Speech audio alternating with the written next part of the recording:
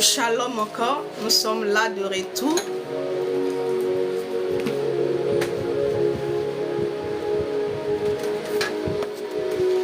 On n'a pas beaucoup de temps et donc on va se dépêcher.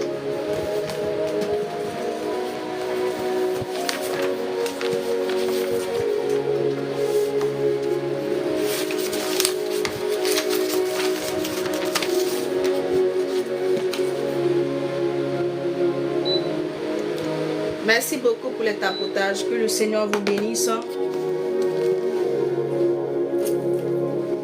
Que l'Éternel te bénisse, toi qui es en train de tapoter, qui est en train de sécuriser donc le live par ton tapotage, par tes cœurs. Que l'Éternel se souvienne de toi. Et donc, nous étions là ce matin par la grâce de Dieu. Et le Seigneur nous a encore surpris. Il nous a encore parlé, il nous a édifié, il nous a conseillé, il nous a orienté, il nous a guidés. Et encore, par sa grâce encore, je crois que l'Éternel fera encore. On va atteindre les 1000 tapotages et on va commencer puisqu'on a juste... on finit au plus tard à 16h30 par la grâce de Dieu. Et donc, je veux tout simplement t'inviter à te disposer. Je veux t'inviter à te disposer parce que le thème que nous allons aborder tout à l'heure, donc c'est la prière. Ça fait vraiment un bon moment que nous avons donc commencé donc ce thème-là, la prière. C'est un thème qui est tellement vaste parce qu'il y a beaucoup de choses, bien aimés, en ce qui concerne donc la prière. Shalom, princesse précieuse de l'Éternel, comment est-ce que tu vas? Tapote l'écran, partage. Alléluia. Je vais prier. Librando Saïdadas. Et afin de confier encore ce temps au Seigneur, afin de réclamer donc la grâce de l'Éternel, afin que l'Éternel me donne de pouvoir vraiment te communiquer vraiment cette parole-là qu'il m'a donnée pour toi en ce qui concerne donc la prière. Je veux aussi que tu disposes ton cœur. Je veux aussi que ton cœur soit véritablement disposé à pouvoir recevoir vraiment cette parole. Je veux que tu disposes ton cœur, que tu demandes au Seigneur de te parler. Certainement que tu pries mais tu ne vois pas les ossements. Tu pries. On dit prier. Prier, mais tu pries, mais il n'y a rien il y a rien qui avance en ce qui concerne ta vie. Donc tu te poses la question, mais est-ce moi qui prie mal?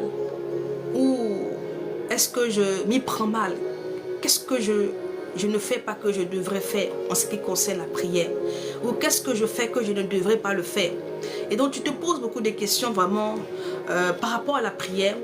Et je crois que le Seigneur, le Saint-Esprit, donc va encore éclairer ton esprit. Il va t'enseigner encore sur ce thème, afin vraiment ça sera comme un équipement pour toi. L'enseignement que le Seigneur te donnera en ce jour sera un équipement pour toi. Oui, le Seigneur viendra pour t'équiper au travers de cet enseignement-là, par rapport donc à la prière, parce que nous allons parler de la prière. Donc je t'invite à tapoter ton écran, je t'invite à partager.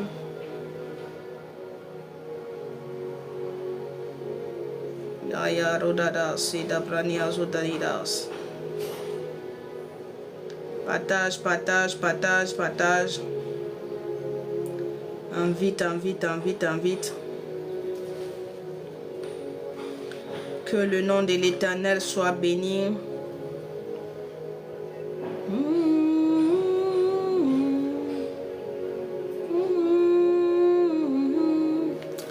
Alléluia. Ok. Chaque fois que je mets la caméra et que je m'apprête à parler, c'est ça que j'ai les problèmes dans la gorge. Mais ça ira. Gloire à Jésus. Tu vas prier avec moi. Tu vas soumettre ton cœur au Seigneur. La Bible dit quand le Seigneur Jésus-Christ est ressuscité, quand il est revenu, bien-aimé, les disciples étaient avec lui. Les disciples voyaient le Seigneur Jésus-Christ avant sa mort, avant sa résurrection. Ils le voyaient prier beaucoup. Et ils voyaient que le Seigneur était efficace. C'est-à-dire que sa prière était efficace. Il n'y a rien qu'il demandait au Père que le Père ne lui accordait pas. Et les disciples étant curieux sont allés vers le Seigneur Jésus et lui ont dit: apprends-nous à prier. Bien-aimé, la prière s'apprend. Tu dois apprendre à prier. Ils ont dit au Seigneur, non pas apprends-nous à réciter la prière. La prière, on ne récite pas la prière, on apprend à prier. On apprend à prier. Et lui on dit apprends-nous à prier. Donc pour te dire que tu dois chercher à apprendre à prier. Alléluia. Bénis le Seigneur avec moi. Dis merci à Jésus qui te permet d'être là afin encore de t'apporter cette sémence par rapport à la prière. Bénis le Seigneur pour cette grâce. Seigneur, je te rends grâce, je te bénis, je te loue encore, Adonai, pour ce moment que tu disposes. Nous n'avons pas la prétention de pouvoir dire que nous sommes là de nous-mêmes, mais nous croyons que c'est toi qui nous attires chaque jour dans ta présence. Chaque fois qu'il y a un rendez-vous, chaque fois que Seigneur tu veux nous équiper, chaque fois que Seigneur tu veux nous remplir, chaque fois que tu veux s'aimer encore dans nos vies, Seigneur, tu nous attires dans ta présence. C'est en cela que tu nous as attirés en ce jour, Seigneur. Je te confie ce temps d'exaltation. Seigneur, que je diminue, que tu croisses, que tu me donnes, Seigneur, de gloire les mots juste, afin que ton peuple qui est là, ton peuple qui viendra, oh Seigneur Père, écouter, entendre ta parole, Seigneur Père, afin que ton peuple réparte édifié, afin que ton peuple réparte équipé, mandi bradou visaosa, que je diminue, que tu croisses, et la mandia soukanena bradiaso, les bounds sécurité dans ton règne là, ah Seigneur, je te recommande toutes choses, Saint-Esprit, je te soumets encore toutes choses. Donne-moi de m'exprimer comme tu le veux, Seigneur. Bénis ta parole, Adonai. Accorde-nous la compréhension, Seigneur, de tout ce qui sera dit, Seigneur. Accorde-nous la révélation, Adonai. Je me soumets à toi, comme un instrument, comme un vase. Utilise-moi, Seigneur, pour édifier, pour équiper quelqu'un qui est là, qui n'arrive pas à prier correctement, n'arrive pas à prier efficacement. Donne-moi les mots justes qui pourront aider cette personne qui est là. Cette personne que toi-même tu as attirée dans cette présence, Seigneur. Dans ta présence. Merci parce que tu le fais. Au nom de Jésus. Amen. Soyez bénis encore une fois de plus.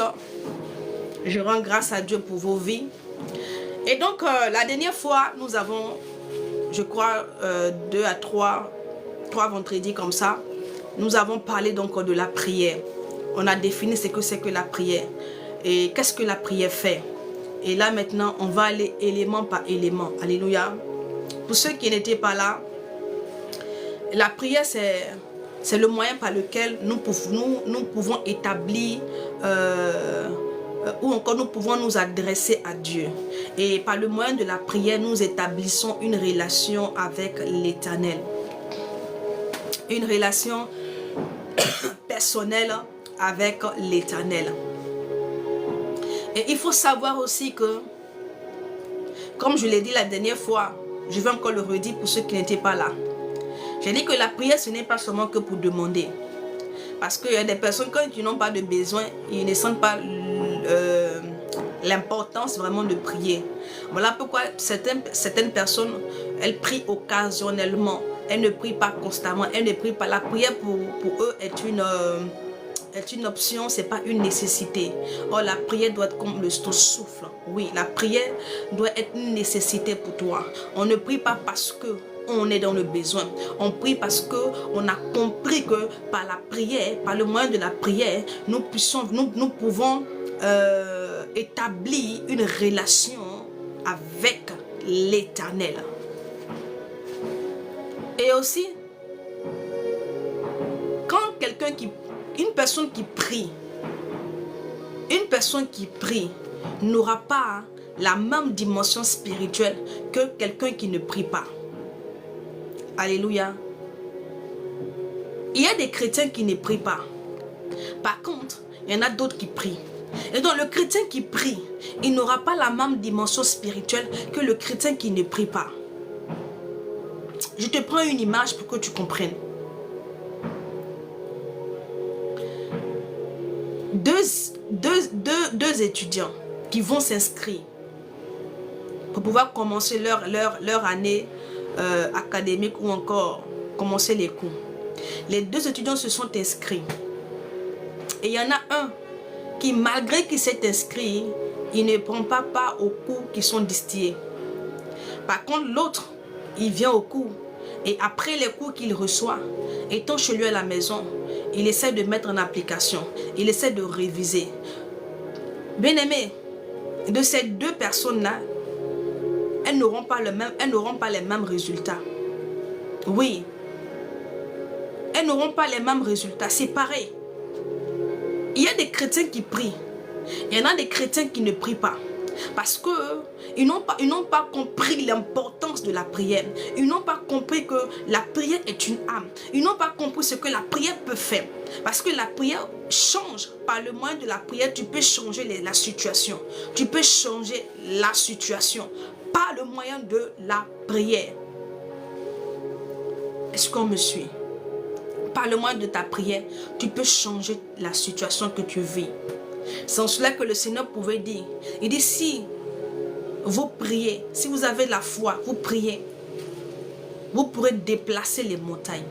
Donc par la prière, tu peux déplacer. Par ta prière faite par la foi, tu peux déplacer les montagnes. Tu peux changer changer la situation. Alléluia. Il y a des chrétiens qui ont accepté le Seigneur Jésus-Christ. Mais depuis lors, ils sont encore des bébés. Ils n'ont pas encore grandi. Ils n'ont pas encore évolué spirituellement.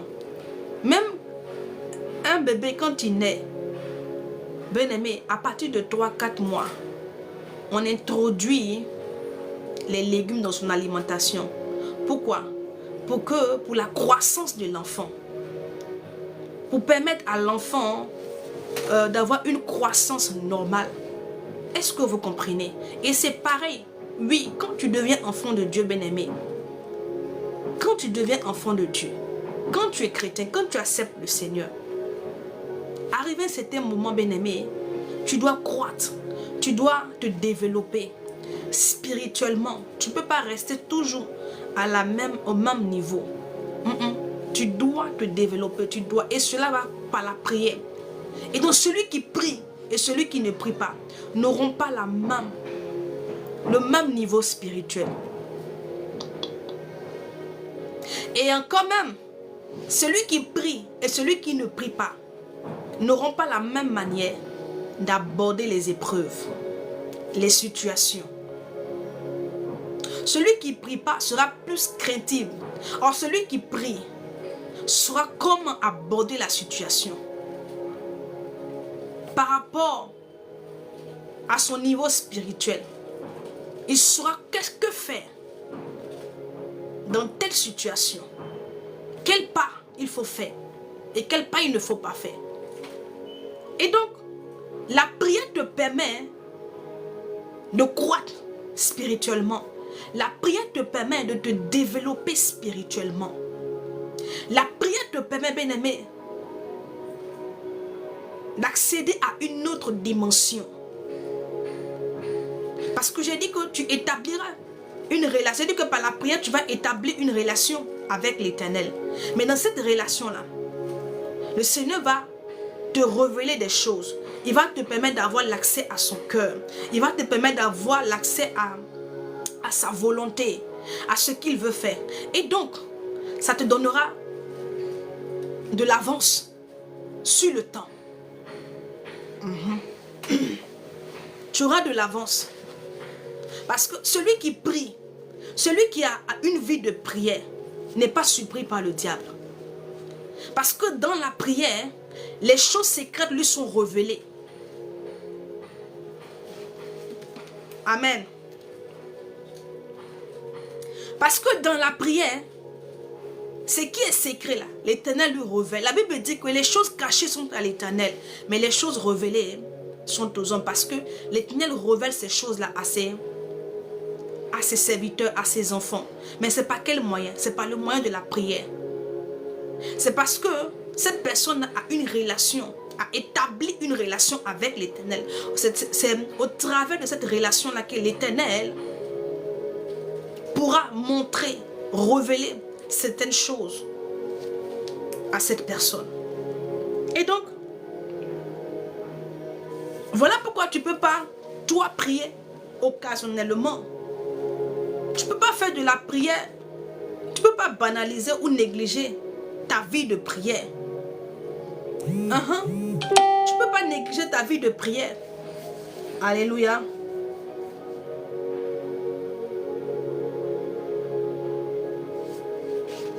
Tu ne peux pas négliger ta vie de prière.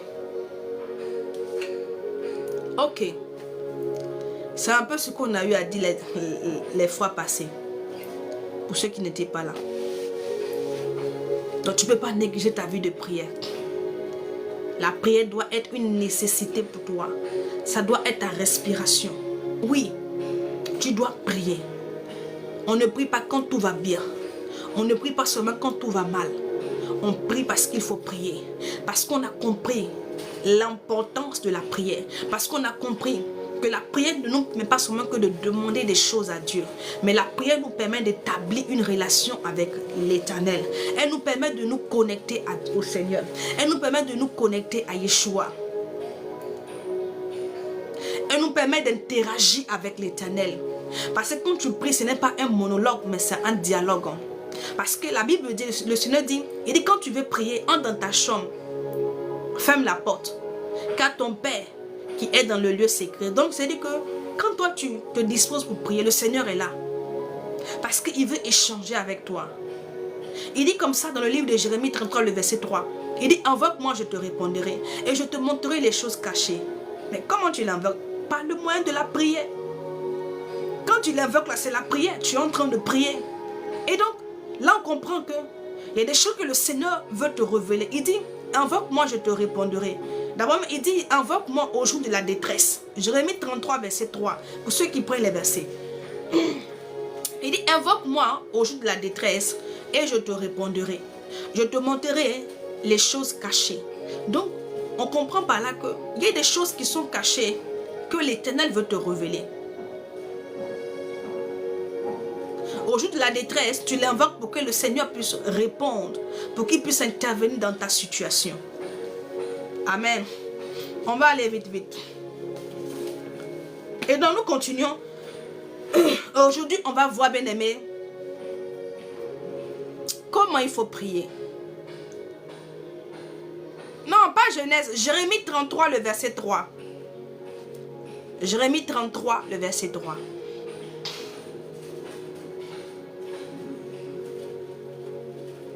Je dis à quelqu'un que le Dieu que nous prions là, il exauce la prière. On va prendre notre Bible en Proverbe, le chapitre 15. On va aller rapidement.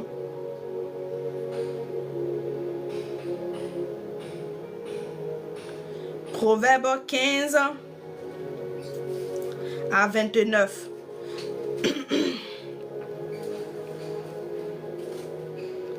L'Éternel exauce la prière. Donc en Proverbe 15, le verset 29, il dit, l'Éternel s'éloigne des méchants, mais il écoute la prière des justes. L'Éternel s'éloigne des méchants, Mais il écoute la prière des justes. Et donc, l'Éternel écoute la prière des justes. Quand le juste s'adresse à l'Éternel, l'Éternel écoute. Quand le juste invoque l'Éternel, l'Éternel prête attention à ce que le juste est en train de lui dire. Il prête attention. La Bible dit que l'Éternel écoute la prière du juste. On va prendre un autre verset et puis je vais te dire qui est le juste.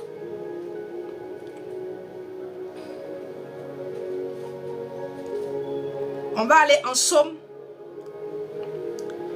34 à partir du verset 17. Donc le premier verset c'est Proverbe 15, le verset 29. On nous dit que l'Éternel écoute la prière du juste.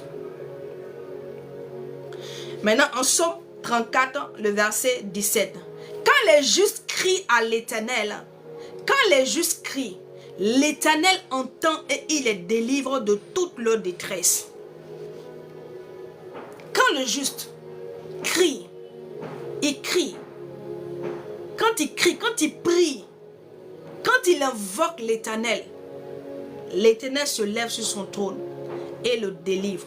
Donc autrement dit, l'Éternel les ose.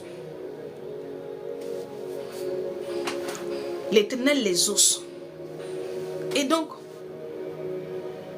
pourquoi est-ce que toi, tu n'es pas exaucé?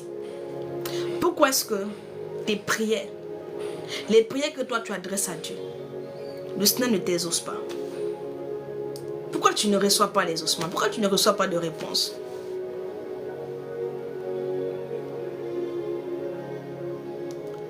Le problème c'est quoi? C'est que ta façon de vivre est ce qui fait que quand toi tu pries là, tu n'es pas exaucé. Ton problème là, ce n'est pas la prière. Ton problème, c'est la vie que tu mènes. Je te dirai qui est le juste, t'inquiète. Ah Seigneur.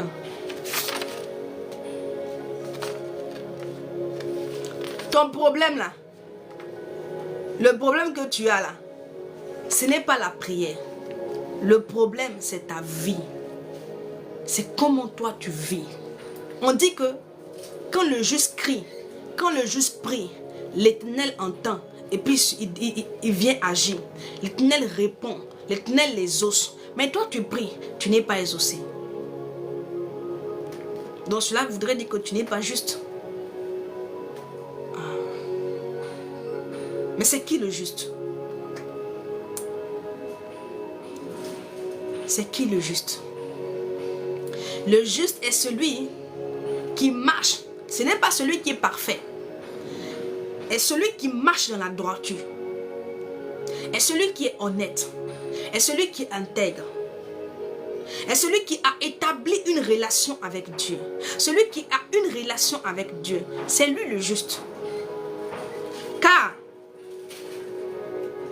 celui qui a une relation avec l'Éternel marchera dans les voies de l'Éternel. Le juste est celui qui a l'amour pour son prochain. Oui, le juste est celui qui est droit, celui qui est honnête, celui qui a une relation avec l'Éternel. Et est celui qui a de l'amour pour son semblable, celui qui a de l'amour pour son prochain. Celui qui a de l'amour pour son prochain. Et donc, le juste, si on veut globaliser, le juste est celui qui marche dans les commandements de l'Éternel. Et celui qui marche sur les instructions de l'Éternel.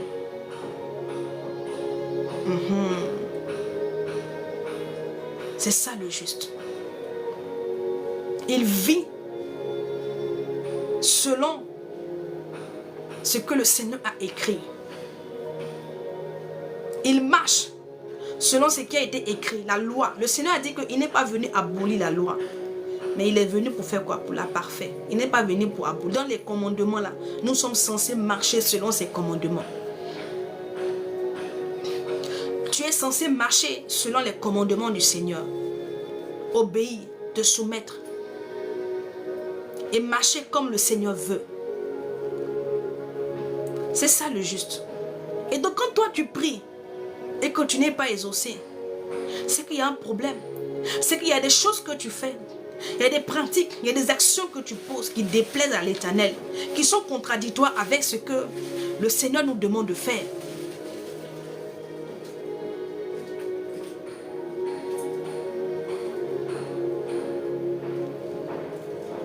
Alléluia. Quand toi tu pries et que tu ne vois rien, cela souvent veut dire que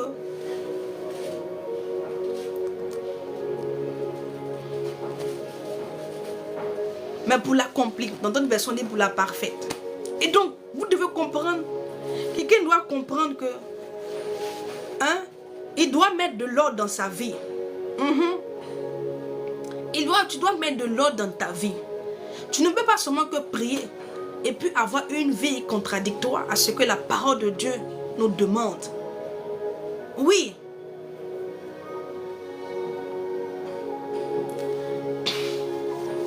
Alléluia.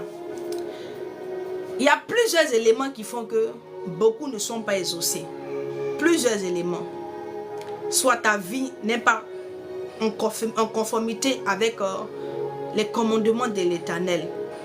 Soit ce que tu demandes là n'est pas approprié. Ce que tu demandes là, c'est-à-dire que ce n'est pas la volonté de l'Éternel pour ta vie. Ou soit encore, ce que tu demandes, c'est pour ta propre gloire. Voici les éléments qui parfois font que vous n'êtes pas exaucés. Et aussi, il y a donc ce que tu demandes qui est juste pour ta propre. Tu dis que tu veux faire toi-même ta propre volonté. Tu demandes des choses à Dieu pour faire ta propre volonté. Et ce que tu demandes là, ce n'est pas sa volonté. Mais aujourd'hui là, moi, ce sur quoi je vais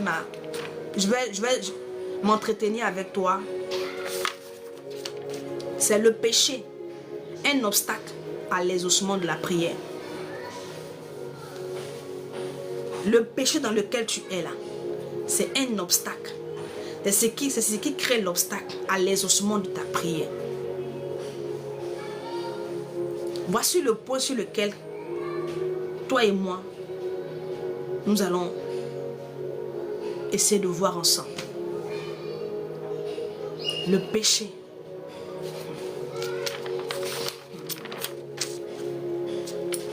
Que le Seigneur nous aide. Il va nous aider. Il va nous aider. On va prendre notre Bible dans le livre de Jean. Dans le livre de Jean.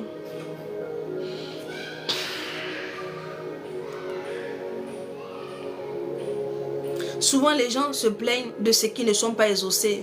Mais je prie, mais je fais... Mais toi-même, il faut voir la vie dans laquelle tu es. Comment le Seigneur peut t'exaucer?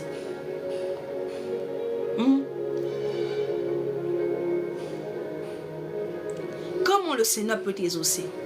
On dit souvent que Dieu aime le pécheur, mais il n'aime pas le péché. Dieu aime le pécheur, mais il n'aime pas le péché. Donc toi, tu penses que parce qu'on dit que Dieu aime le pécheur, donc toi, tu peux être dans le péché et puis demander... Et puis demander des choses à Dieu et puis il va te donner. La Bible dit qu'il n'exauce pas les pécheurs. À moins que celui qui est dans le péché, la seule prière que Dieu exauce quand quelqu'un est dans le péché, c'est la prière de repentance. Parce que quand toi tu pèches là, tu brises l'alliance. Tu es excusé. Quand toi tu pèches là, tu brises l'alliance. La Bible dit qu'il est le Dieu de l'alliance. Tu brises l'alliance. Dieu aime le pécheur, mais il n'aime pas le péché. Et la Bible dit que l'Éternel n'exauce pas les pécheurs. Je te dis, mais ça c'est quitté où? On lit. Jean 9, 31. Nous savons que Dieu n'exauce point les pécheurs. Mais si quelqu'un l'honore et fait sa volonté, c'est celui-là qui l'exauce. Donc tu vois, je te donne avec les versets. Dieu n'aime, c'est-à-dire que, c'est pas moi qui te dis, hein, je vais prier pour toi, je viens. Tu vois que je n'ai rien inventé. C'est écrit noir sur blanc. La Bible dit que Dieu n'exauce pas les pécheurs. Donc tu te poses la question, mais comment ça? La prière que Dieu exauce, la prière du pécheur, celui qui est dans le péché, la prière, quand il adresse une prière à l'Éternel, là, la prière que Dieu exauce, là, c'est la prière de repentance. Quelqu'un qui reconnaît son péché et qui veut changer de vie, qui veut revenir dans les voies du Seigneur, il fait une prière de repentance. L'Éternel l'exauce. Mais toi, tu es dans le péché. Oui. Tu sors avec Marie des gens. Ça crée de troubles dans le foyer des gens là-bas. Tu es dans le péché, dans le vol. Et puis tu pries pour que le Seigneur, dans ce vol-là, Dieu te rend prospère. Est-ce que Dieu va t'exaucer? Dites-moi. Est-ce que l'Éternel va t'exaucer? J'ai pris deux exemples simples.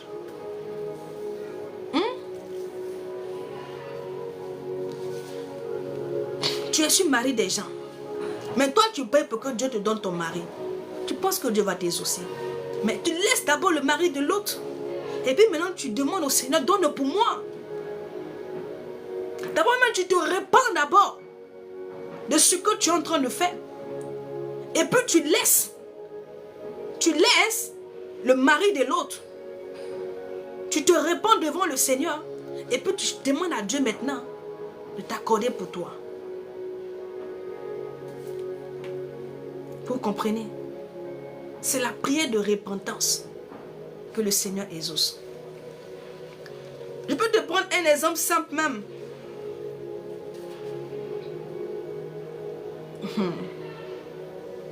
Tu as vu dans la Bible, dans le livre de Luc 18, le verset 13. On nous dit qu'il y a deux hommes qui sont allés prier. Il y a un, quand il est venu, il a dit, oh, que moi je paye ma dîme, je fais ça, je fais ça, je fais ça, je fais ça. Et puis, je vais prendre le verset. On va voir ensemble. Luc, le chapitre 18, à partir du verset 13.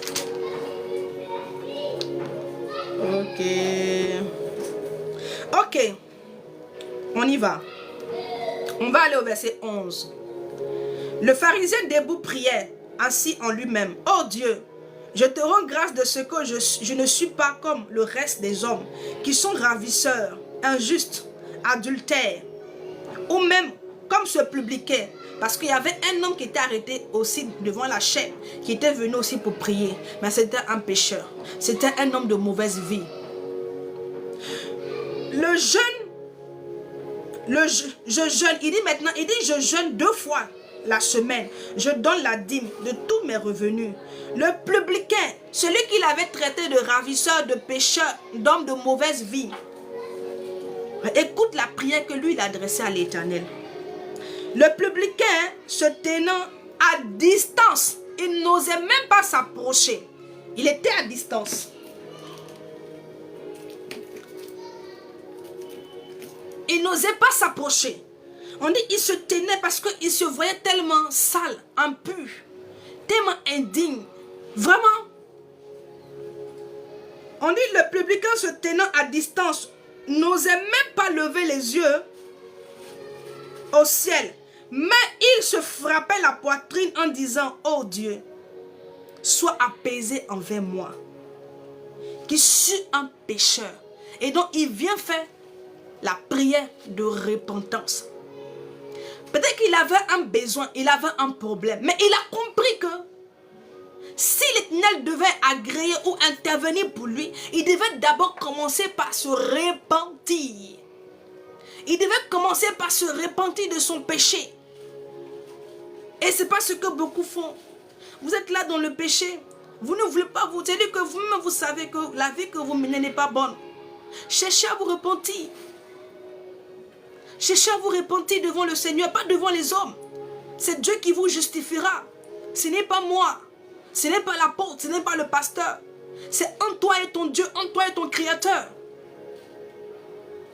Parce que nous-mêmes aussi, quand nous tombons, nous venons devant le Seigneur. Et nous nous repentons aussi. Parce que nous sommes des hommes. Nous faiblissons, nous tombons. Nous péchons par moments.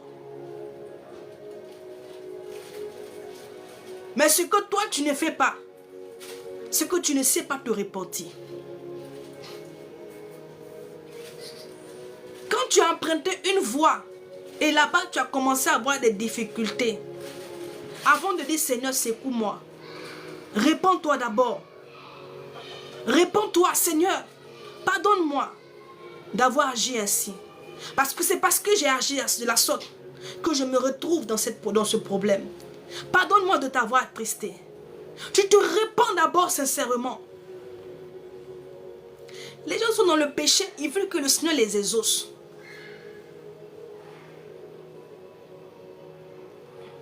Ça ne peut pas marcher. Quand cet homme est venu, il dit Seigneur, aie pitié de moi. Sois apaisé. Parce que je reconnais que je suis un pécheur. Je reconnais que j'agis mal. Je me comporte mal. Je suis conscient. Pardonne-moi. Et donc il a fait la prière de repentance. Il s'est repenti devant l'Éternel. Il s'est humilié. La Bible dit comme ça en 2 Chroniques, le chapitre 7 à 14. Il dit le peuple sur lequel est invoqué mon nom s'humilie, prie.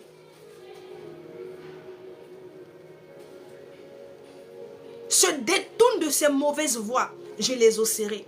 Donc quand tu vois là, c'est étape par étape. C'est étape par étape.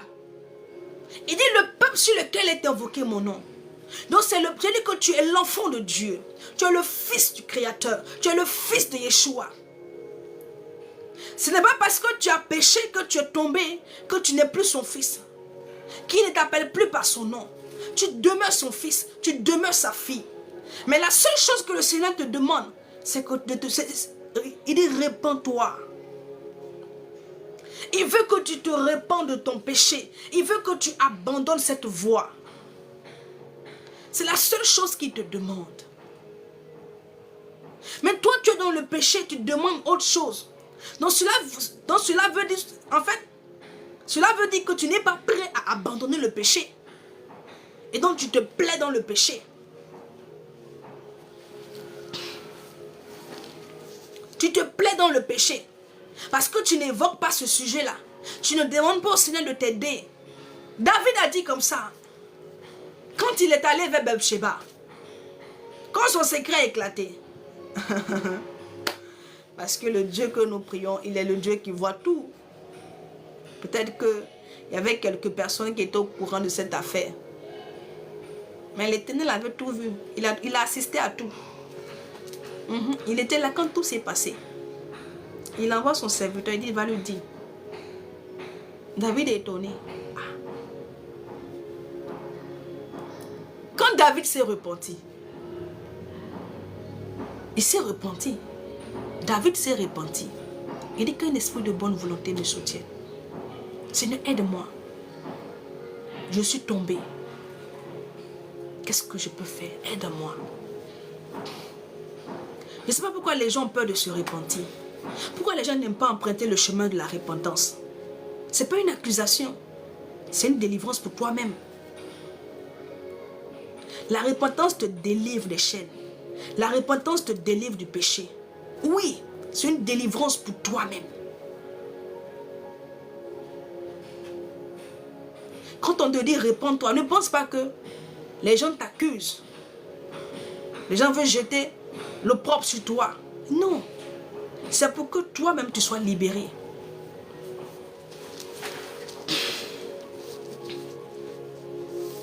La Bible dit que l'homme qui est venu taper sa poitrine avait tout son orgueil là. Malgré qu'il gênait, malgré qu'il priait. Mais il n'a pas été exaucé. Mais c'est le pécheur qui s'est repenti sincèrement. C'est lui qui a été exaucé. Et donc l'Éternel a exaucé sa prière de repentance. Il n'a pas demandé autre chose à Dieu. Il s'est repenti pour ses actions. Il s'est repenti pour ses œuvres.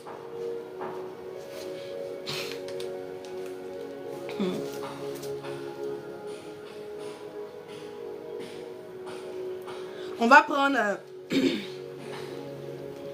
un autre passage. Le péché là, c'est un blocage. Ça bloque ton exaucement. Le péché. Ça t'empêche. Ça empêche ta prière d'atteindre même, d'arriver à Dieu. Mais quand tu pries là même, le Seigneur ne t'écoute pas. Quand ce n'est pas une prière de repentance là, il ne t'écoute pas.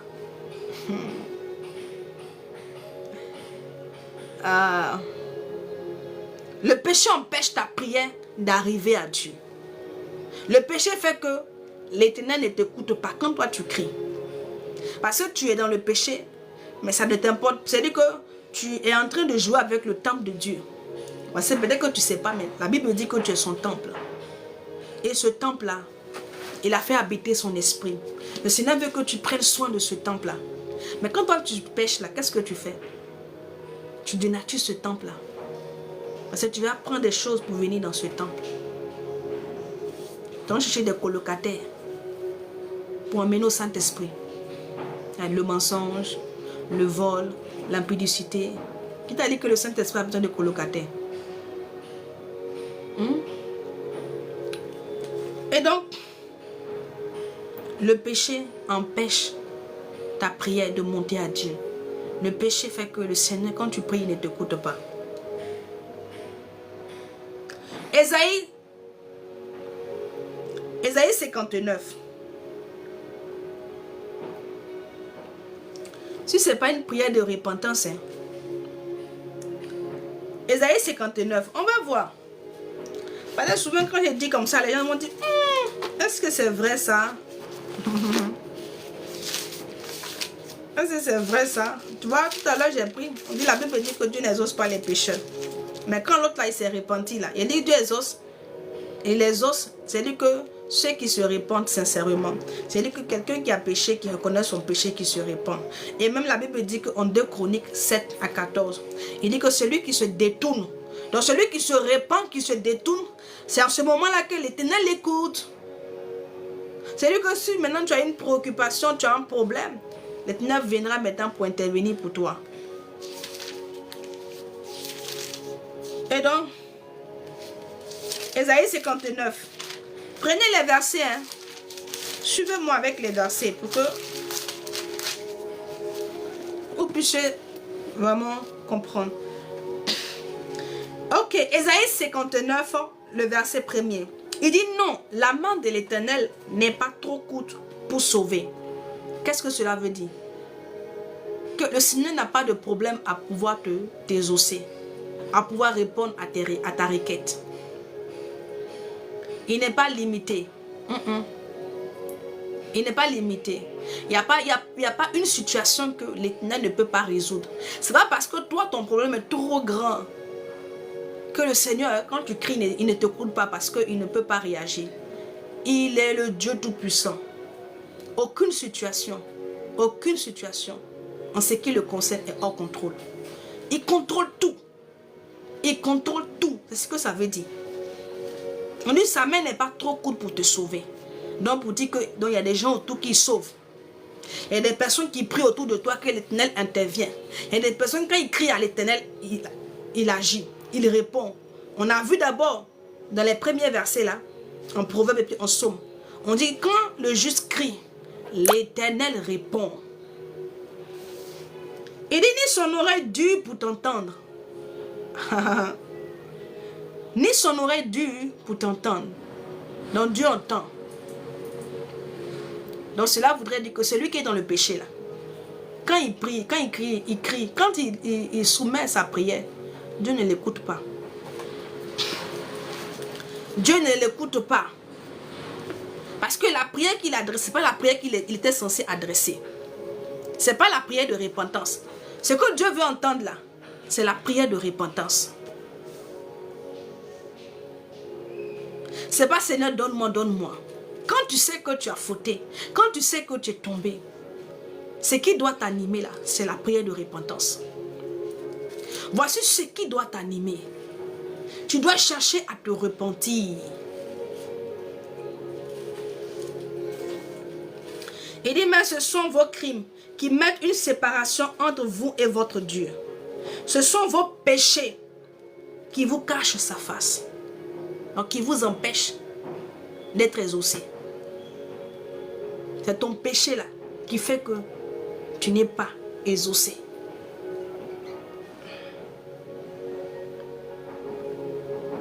Et l'empêche de vous écouter. Donc tu vois que tout ce que j'ai dit là, je n'ai pas inventé. Hein. Tout est écrit. Tout est écrit ici. Tout a été écrit pour notre instruction. Tout a été écrit pour notre instruction. C'est parce que nous ne cherchons pas.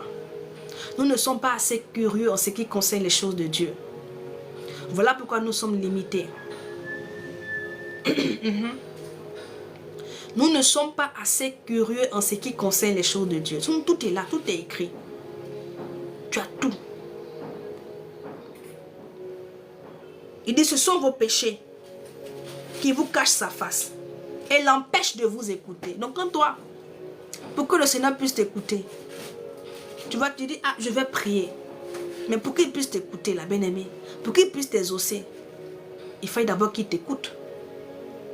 Afin de comprendre, même s'il sait déjà. Parce que la Bible dit, avant que les paroles ne soient sur tes lèvres, il les connaissait déjà tous. Et donc, le Seigneur dit ici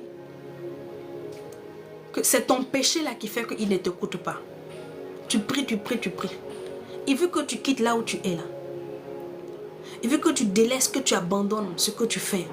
Qui le nomme pas. C'est-à-dire que ça n'honore pas le Seigneur. Ça ne glorifie pas son nom. Ça ne glorifie pas son nom. Il veut que tu sortes de là. Que tu abandonnes. Alléluia. Amen. Aujourd'hui, il y a deux types de chrétiens. Il y a les chrétiens pratiquants et il y a d'autres qui se... Quand on leur pose la question, ils te diront, je suis chrétien, mais je ne suis pas pratiquant.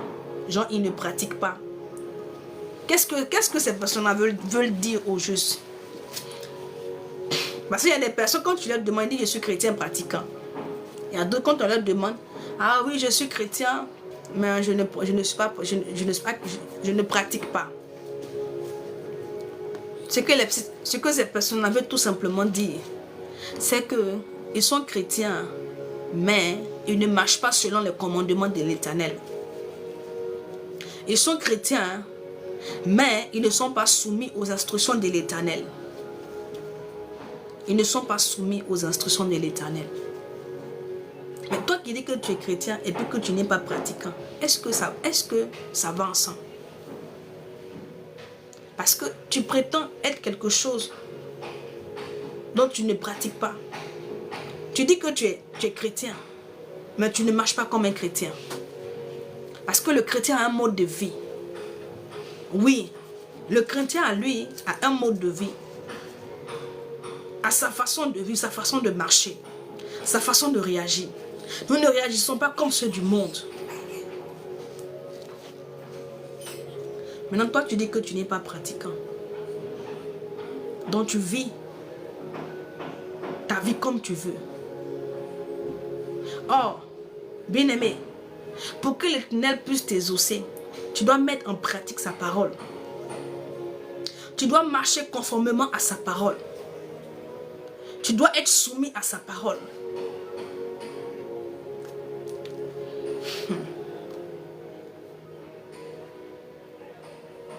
On va prendre un autre verset. On va aller en Ésaïe, le chapitre 1er.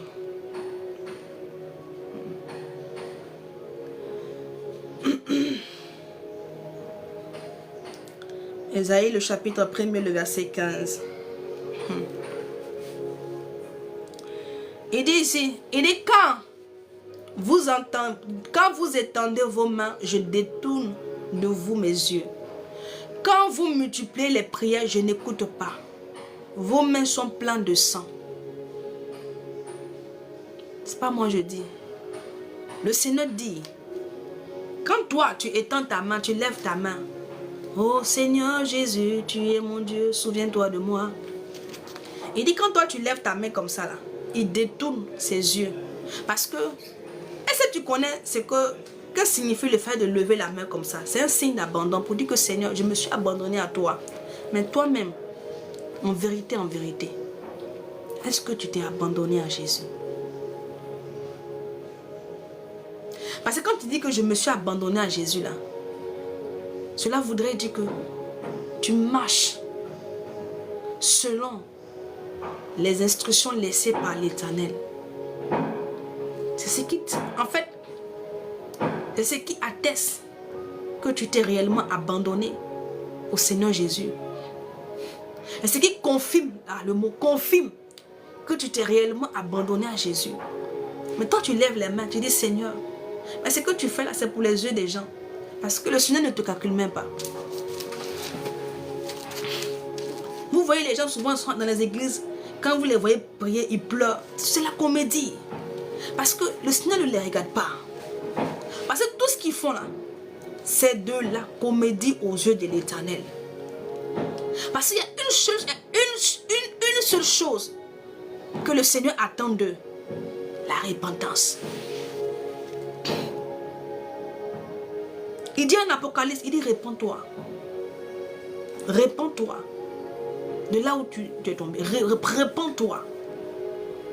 Répands-toi. Quand Jonas a péché et qu'il s'est retrouvé, il a désobéi, il s'est retrouvé dans le ventre du poisson.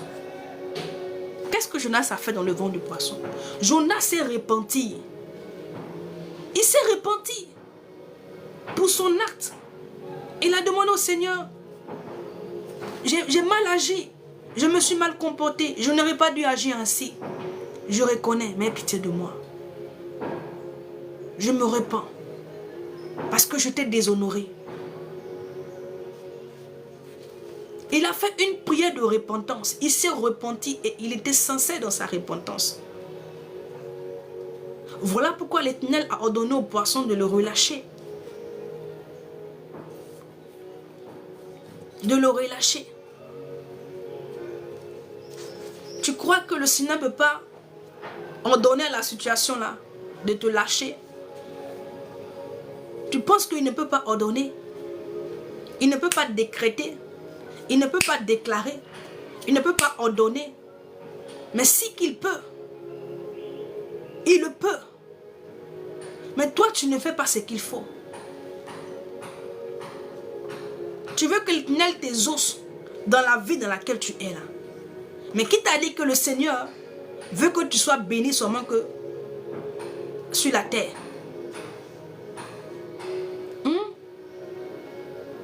Il n'y a pas seulement que le séjour sur la terre ici. Le Seigneur ne veut pas te perdre. Toi, tu vois les bénédictions, tu vois le travail que tu as là perdre. Tu vois. Mais Dieu voit ta vie. Oui, le Seigneur voit ton âme qui est en train d'être détruite. Et si tu continues ainsi, tu vas mal finir. Le mal fini là, ce n'est pas la mort sur la terre ici. Ce n'est pas le fait de mourir.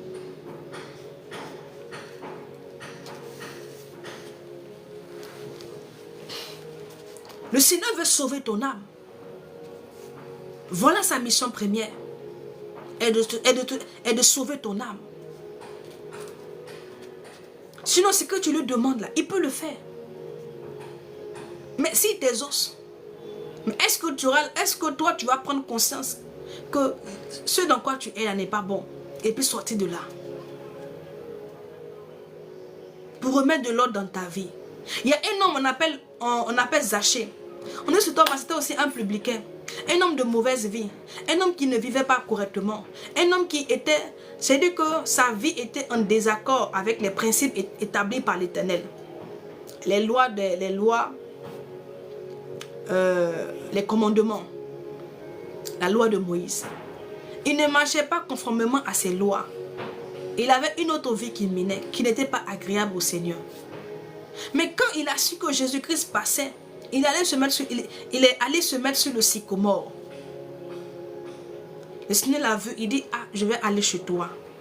Bien-aimé, quand le Seigneur est allé chez Zachée, est-ce que tu as vu le Seigneur a dit à Zachée, Zachée, mais ta vie que tu mènes là, c'est pas une bonne vie, hein? Mais ce que tu fais là, Zachée, la présence de Dieu, bien-aimé, c'est-à-dire que emmener Zachée à réaliser, c'est-à-dire que lui-même là, il est entré en lui-même.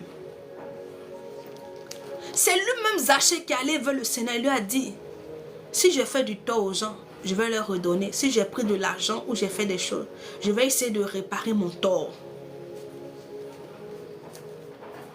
Je vais essayer de réparer mon tort. Est-ce que vous comprenez? Je vais essayer de réparer mon tort. Quand il a fini de faire ça, bien-aimé, de poser les actions, par rapport à ce qu'il avait dit, le Seigneur Jésus-Christ lui a dit que le salut est entré dans ta maison. Le salut est entré dans ta maison. Le salut est entré dans ta maison. Donc, je vais relire encore Ésaïe 1, le verset 5. Il dit, quand vous étendez vos mains, je détourne de vous mes yeux. Je détourne, c'est pas moi, c'est l'Éternel. C'est le Dieu créateur, le Tout-Puissant, l'incomparable, l'inégalable. C'est lui, il dit, quand toi tu lèves ta main, il détourne ses yeux.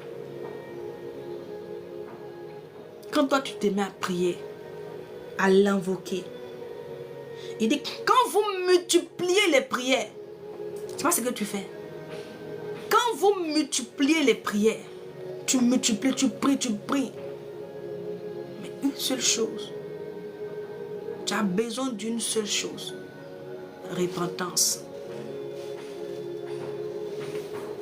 Repentance.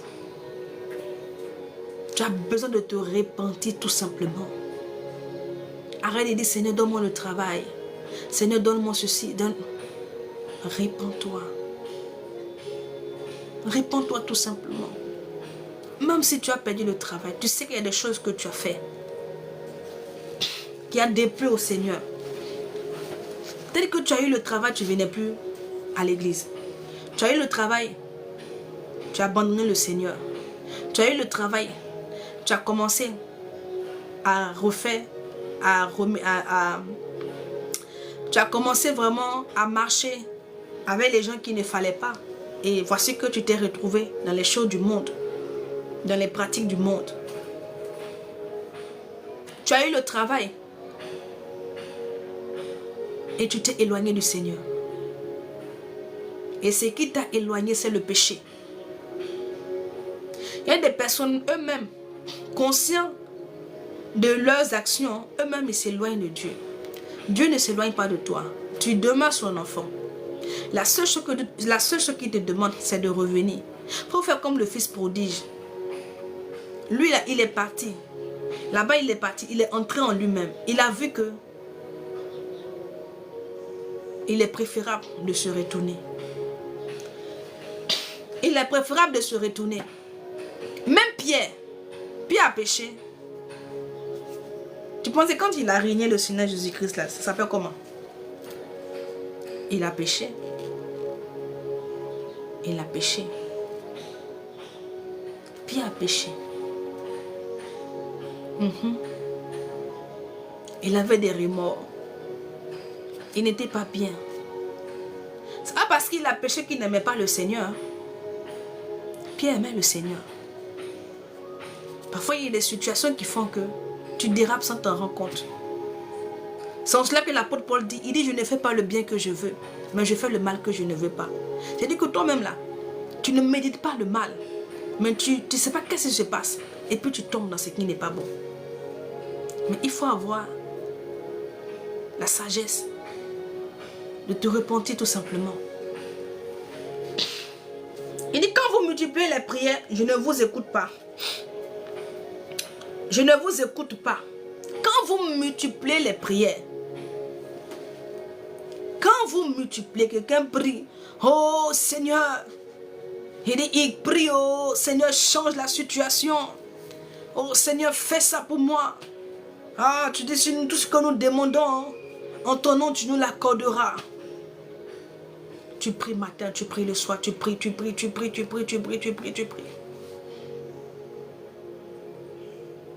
Mais rien. Parce que celui-même qui doit t'exaucer là, il ne t'écoute pas. Il ne t'écoute pas. Il ne t'écoute pas. Et puis toi, tu es là. Tu es là comme ça. Il ne t'écoute pas. Je veux dire à quelqu'un, le Seigneur exauce la prière. Le Seigneur, le Dieu que nous prions là, Dieu exauce. Mais le problème ici, l'obstacle, le blocage en ce qui concerne toi tes prières, c'est le péché. Ce n'est pas autre chose. Il y a plusieurs éléments. Hein. On va arriver dessus. Mais pour aujourd'hui là, ce que le Seigneur me donne de montrer, le message qu'il me donne en ce jour, il te dit que le péché est un obstacle à l'exaucement de ta prière. Le péché te cache la face de Dieu. Le péché t'empêche de voir l'exaucement, d'être exaucé. Est-ce que tu comprends? La prière est une âme puissante. La prière est quelque chose de puissant. Avec Osédiko, par la prière, tu peux faire beaucoup de choses. Par la prière. Le Seigneur a dit que, il a dit en Matthieu 21, le verset 22.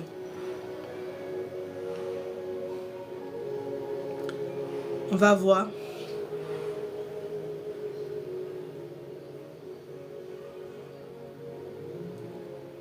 Matthieu 21, le verset 22.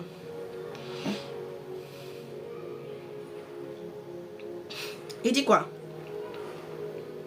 Il dit tout ce que vous demandez, tout ce que vous demanderez avec foi, par la prière, vous le recevrez. Tout ce que vous demanderez avec foi, par la prière, vous le recevrez. Et donc, le Seigneur exauce.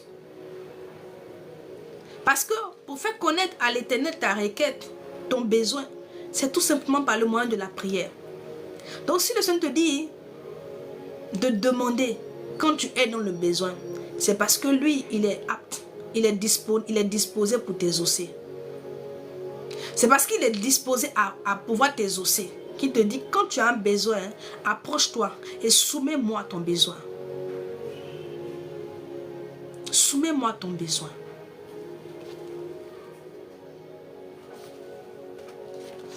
Alléluia. Et il dit que beaucoup sont ceux-là qui crient à l'Éternel. Beaucoup sont ceux-là qui font monter leur prière jour et nuit. Mais il y a des prières que l'Éternel accorde plus d'intérêt. Oui. Il y a des personnes bien-aimées que l'Éternel, que le Seigneur se souvient de toi. La Bible dit que le juste tombe 7 fois et puis se relève. Tu es tombé, ce n'est pas la fin. Tu peux te relever. Que l'Éternel te donne, t'accorde la force pour te relever tout simplement. Il est dit que le juste tombe, mais il se relève. Il tombe même 7 fois. Donc pour te dire que il peut arriver que tu tombes. Le problème, c'est que quand les gens tombent, ils ne savent pas se repentir. C'est ça le problème. Ils ne savent pas revenir. Il y a quelque chose que le Saint-Esprit m'a amené à comprendre. Vous savez, quand les gens pêchent, ils sont tourmentés par la culpabilité. Ils culpabilisent. Est-ce que vous savez qui vous fait culpabiliser? C'est le diable. Souvent quand les gens pêchent comme ça, qu'est-ce qu'ils font? Eux-mêmes, ils s'éloignent de Dieu. Eux-mêmes, là, ils s'éloignent du Seigneur. Ils ne vont plus à l'église. Ils ne méditent plus. Et ils sont dans cette culpabilité-là. Et ils entendent la voix qui leur dit que toi, tu as fait ceci, tu as fait cela. Et parfois, d'autres ont peur que ça se sache. Oui, que les gens vraiment... que le Seigneur t'aide. Les gens ont peur que ça se sache qu'ils sont tombés. Surtout même quand les gens vraiment sont dans l'église, ils occupent des responsabilités vraiment clés dans l'église. Quand ils occupent des postes vraiment très importants dans l'église, quand ils tombent, les gens ont peur, les gens se renferment sur eux. Les gens ont peur vraiment que ça se sache. Pour ne pas que leur nom soit sali, mais je ne sais quoi. Mais vous savez, tu peux te cacher des hommes, mais Dieu te voit. Et ce n'est pas l'homme qui justifie, c'est Dieu qui justifie. C'est Dieu qui justifie. Ce n'est pas l'homme, c'est Dieu qui justifie. Et quand beaucoup tombent dans le péché, le diable vient les culpabiliser. Ils sont là et se disent, ah, j'ai péché. Est-ce que Dieu va me reprendre encore? Est-ce que Dieu va m'accepter? Dieu t'aime. Le Saint-Esprit m'a fait comprendre un jour que... Il m'a pris un exemple. Il m'a dit, tu as des enfants? J'ai dit oui. Écoute très bien ce que je te dis. Il m'a dit que tu as des enfants? J'ai dit oui. Il dit, tes enfants là, est-ce que ils font toujours ce qui est bon? J'ai dit non. Il y a des trucs qu'ils font qui m'énervent, qui m'exaspèrent. Et il m'a dit que parfois, tu peux te fâcher contre tes enfants. Oui. Parce qu'ils ont mal agi. Est-ce pourtant qu'ils ne sont plus tes enfants? Je dis que non. Ils demeurent mes enfants. Est-ce qu'on se comprend? Tu peux être fâché contre eux. Mais ce n'est pas pour autant que ce ne sont plus tes enfants. Ce sont tes enfants. Ils portent ton nom. Que tu le veuilles ou pas.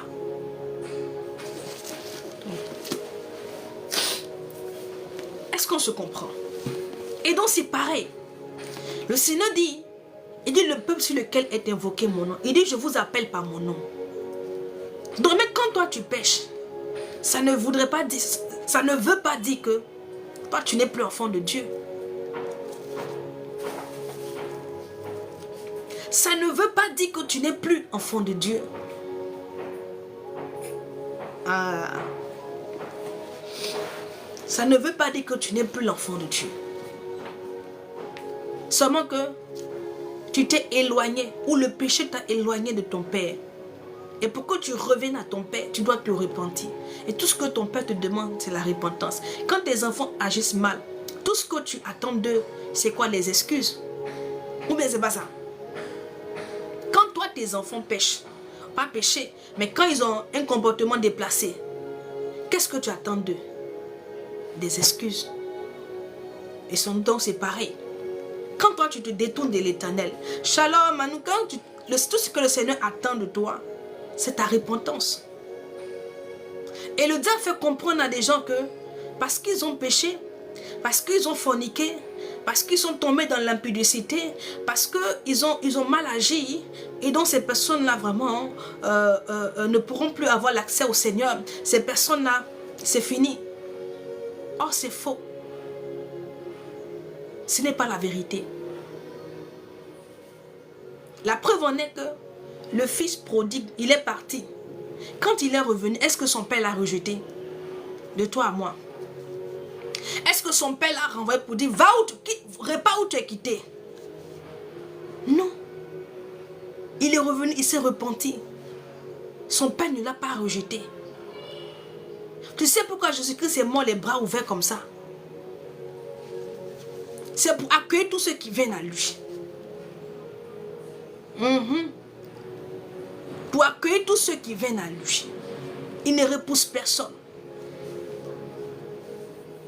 À plus forte raison, ses enfants. Quand il est revenu, le fils prodigue, il est revenu, il s'est repenti.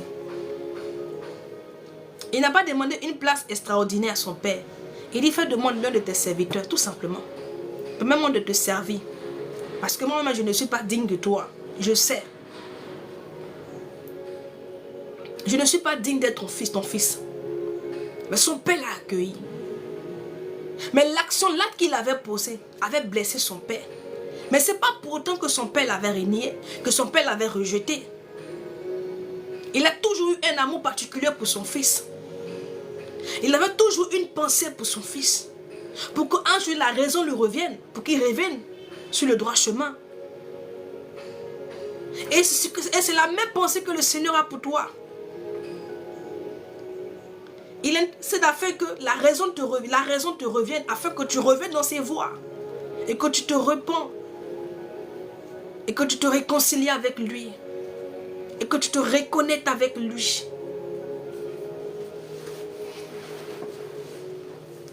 Et que tu te reconnectes avec lui.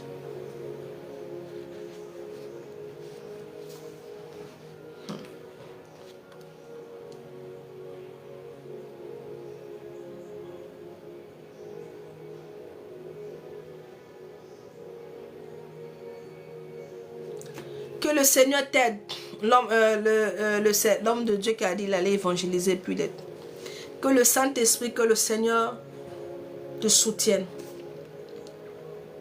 La Bible dit comme ça, ne te réjouis pas de toi mon ennemi, car l'Éternel me relèvera. Que l'Éternel te relève de là où tu es tombé.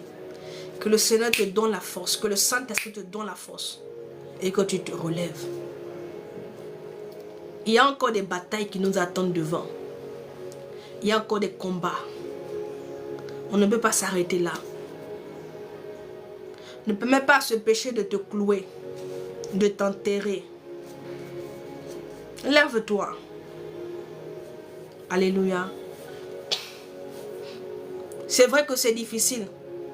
Je dis à quelqu'un, lève-toi. Réponds-toi.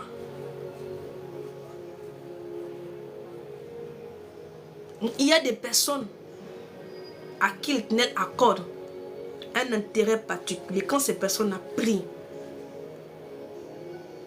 La Bible dit que Daniel, on dit il a eu juste à cœur. Donc il a eu juste une pensée. Il a eu juste une pensée. Gloire à Jésus et Déborah, je bénis le Seigneur pour ça. Il a eu juste une pensée. Il voulait genre tout simplement chercher le Seigneur, s'humilier, prier pour son peuple. Juste une pensée. Et puis on dit que le Seigneur l'avait déjà exaucé. Il dit que le Seigneur a exaucé ses pensées. Ce que ça veut dire parce qu'il n'avait pas commencé à prier. On dit, Daniel a eu à cœur d'aller auprès du Seigneur afin de prier pour son peuple. On dit, il a eu à cœur. Donc ça y est, il a eu une pensée et monté dans son cœur. Et puis l'Éternel qui a connu ses pensées l'a exaucé. Donc il n'avait même pas commencé son jeûne. Il n'avait même pas commencé à prier. Donc je veux te dire qu'il y a des personnes, l'Éternel a un regard particulier sur ces personnes-là.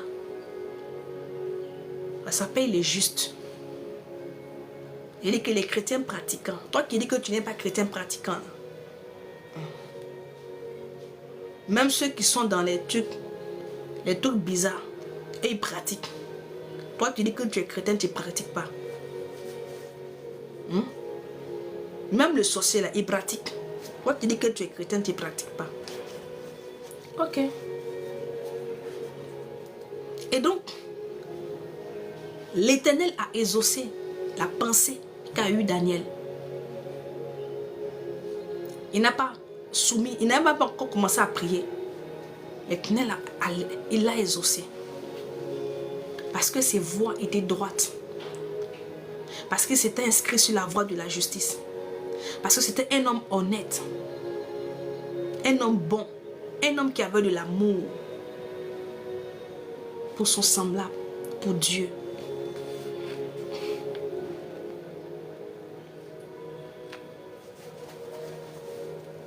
Alléluia.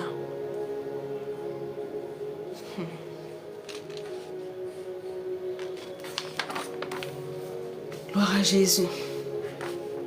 C'était un homme qui était soumis à l'Éternel. Un homme qui marchait dans l'obéissance. Voici ceux que le Seigneur exauce.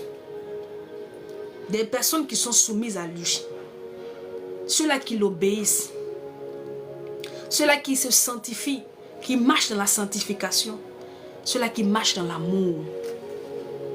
Parce que beaucoup prient, mais n'ont pas l'amour.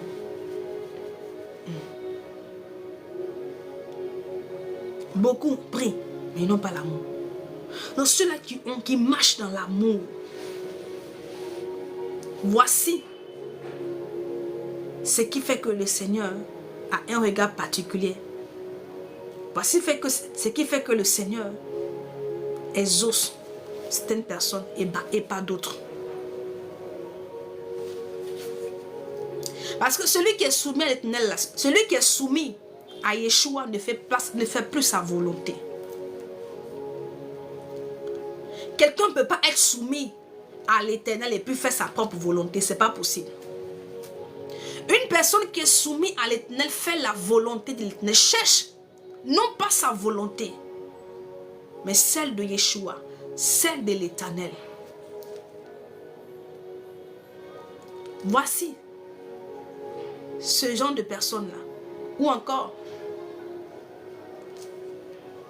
c'est que les prières que le Seigneur exauce là, c'est la prière de ce genre de personnes-là. Qui marchent dans l'amour. Est-ce que toi tu agis comme ça?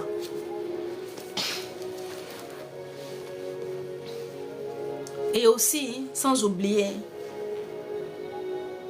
qui marchent par la foi, qui ont la foi en Dieu. Qui ont la foi en Dieu. Parce que celui qui ne marche pas dans la soumission, ni encore dans l'obéissance, mais on va le trouver forcément dans le péché là-bas. Ça c'est clair. Celui qui n'est pas soumis, qui n'est pas obéissant, il va pécher. Comme Saül. On dit non, il faut tout vouer par interdit. Il n'a pas obéi. Il a péché. Il a désobéi. Il a désobéi. Et donc il a péché. Il a péché.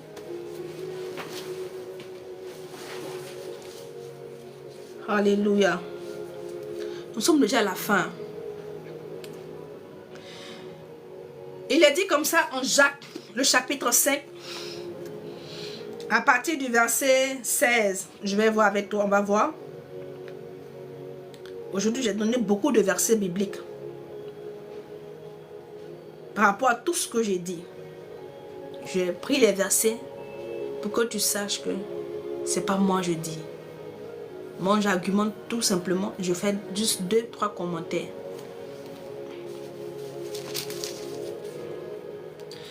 Et donc, en Jacques, le chapitre 5, le verset 16, il dit, confessez vos péchés les uns les autres. Confessez vos péchés. C'est se repentir. Et priez les uns pour les autres, afin que vous soyez guéris.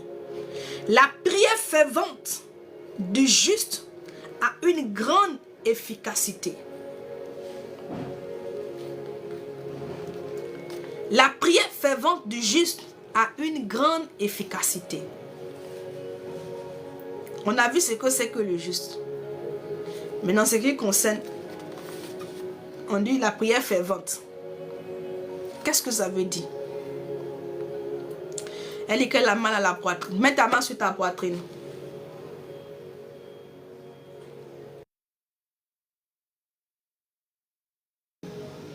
Mets ta main sur ta poitrine. Si tu as fait, tu me dis, je vais prier pour toi. Les dando saïdabas. Ah. C'est bon? Je peux prier? Ok. De là où c'est fané la dia do faïdaus. Le deva il est l'eau si tu n'es il dans des aussi dans maï de l'ovidas. Merci Seigneur pour ta grâce. Merci Seigneur. Que cette douleur qu'elle a au niveau de la poitrine, je donne à cette douleur par la puissance du nom de Jésus. De la quitter maintenant au nom de Jésus. J'appelle la guérison. Que ce mal la lâche. Que ce mal la lâche.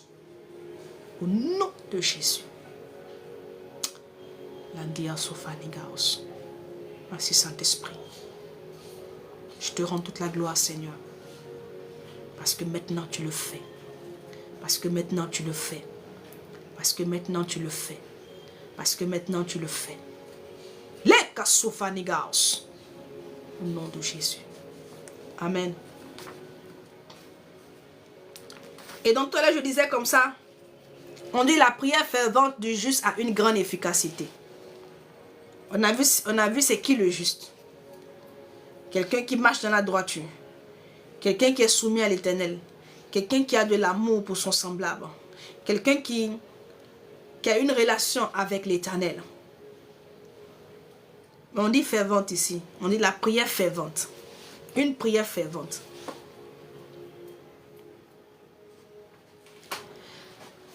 Jacques 5, le verset 16. Une prière dévouée, passionnée, zélée. C'est-à-dire que la personne est dessus. Il ne lâche pas l'affaire. Parce que le juste là, il est celui qui croit en l'Éternel. Il a la foi. Et donc, il ne s'avoue pas vaincu. Il ne s'avoue pas vaincu. Est-ce que vous comprenez? Elle dit prier pour mon déménagement. Pour le déménagement, comment? Parce que en ce qui concerne le déménagement, il y a plusieurs aspects. Soit tu veux réunir les fonds pour pouvoir vraiment... Puisque pour le déménagement, tu as besoin de trouver un endroit. Tu as besoin des finances. Pour toi, c'est lequel? Tu as déjà trouvé l'endroit, tu veux partir, tu as déjà eu les finances.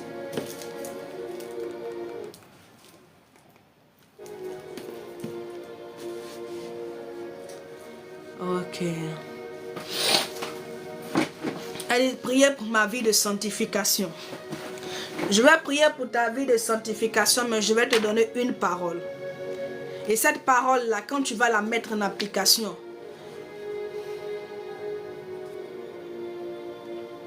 cette parole-là, quand tu vas la mettre en application, c'est là que tu verras. Tu vas marcher dans la sanctification. Ce n'est pas la prière seule, mais il y a les actes aussi qu'il faut joindre. C'est en cela que l'apôtre Jacques pouvait dire comme ça. Il dit ne vous bornez pas à écouter la parole, mais à la mettre en pratique. Car c'est la pratique là qui apporte le changement. Je prie que le Seigneur, que le Saint-Esprit t'aide à marcher dans la sanctification. Que l'Éternel détourne ton cœur des choses du monde. Que l'Esprit de Dieu vienne retirer dans ton cœur l'amour que tu as pour le monde.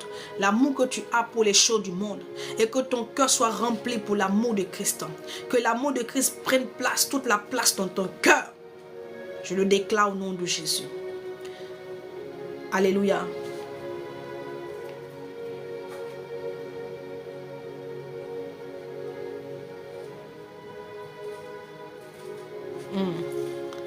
Vous voyez?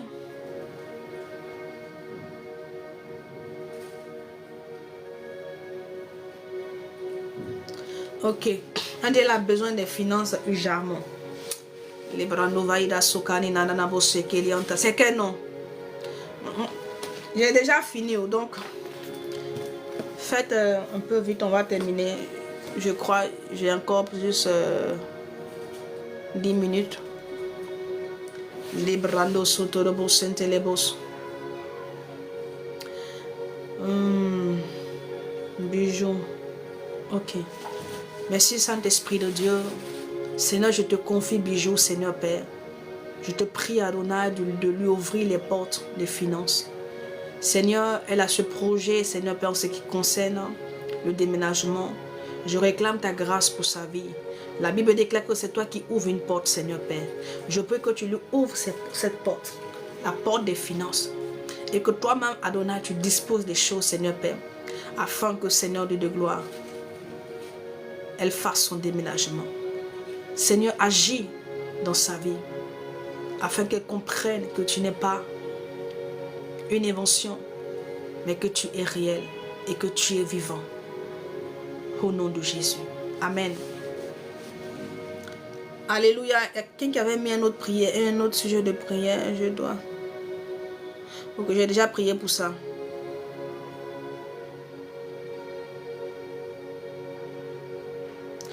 quelqu'un qui dit qu'elle a pris la décision de tout abandonner, Déborah.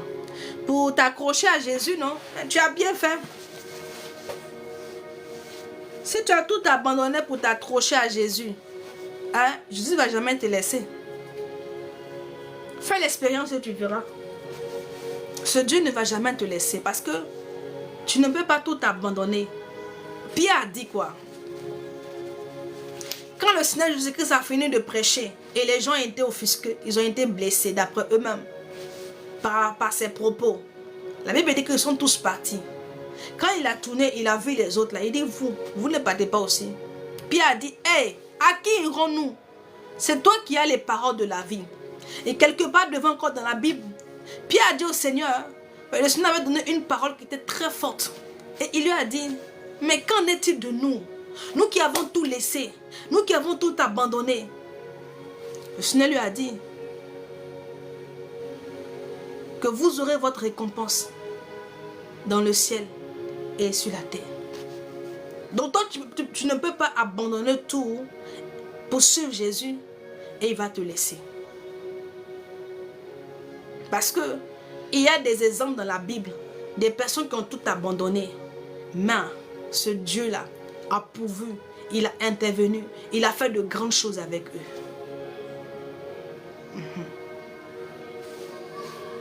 Alléluia. Je vais prendre un dernier verset biblique. Hein.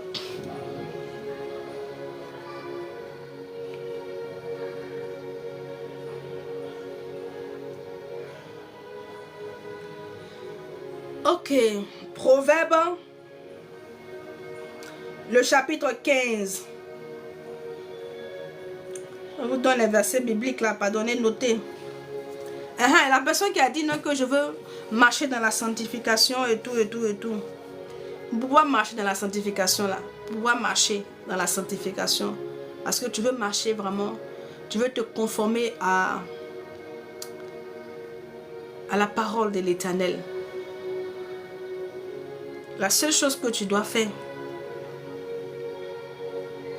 c'est de t'abandonner à lui. C'est de renoncer. Merci Saint-Esprit. C'est de renoncer. Que toi-même dans ton cœur là, que tu renonces à ces choses-là qui peuvent t'empêcher de faire ou encore de marcher selon la résolution que tu as prise dans ton cœur, qui est de marcher dans la sanctification. C'est de renoncer dans ton cœur. Tu renonces. Et puis tu t'appuies sur le Saint-Esprit. Appuie-toi sur Jésus. Merci. Tu t'appuies sur Jésus. Sur l'Esprit de Dieu. Tu demandes au Saint-Esprit de t'aider. Parce que de toi-même, tu ne pourras pas. Si je te dis que par tes propres forces, tu pourras y arriver, ce serait te mentir. Nous arrivons par l'aide du Saint-Esprit. Par l'aide du Saint-Esprit. C'est l'Esprit de Dieu qui nous aide dans nos faiblesses. C'est pour cela toujours j'insiste et je dis ici aux chrétiens, ne menez pas votre vie chrétienne ou encore cette vie terrestre là sans le Saint-Esprit. Tu dois inclure l'Esprit de Dieu. Tu dois faire les choses avec lui. Tu dois réaliser qu'il est là pour t'aider. Parce que sans lui, tu ne peux rien. Sans le Saint-Esprit, tu ne pourras aller nulle part. Tu auras de belles résolutions, mais tu ne pourras pas les réaliser ou encore les accomplir. Alléluia. Tu auras de belles résolutions, de bonnes idées, mais tu ne seras pas à mesure de pouvoir les réaliser parce que c'est l'Esprit Saint qui te donne la force. La Bible dit en Philippiens qu'il produit en nous le vouloir le faire. Il nous donne la force, la capacité de pouvoir faire des choses.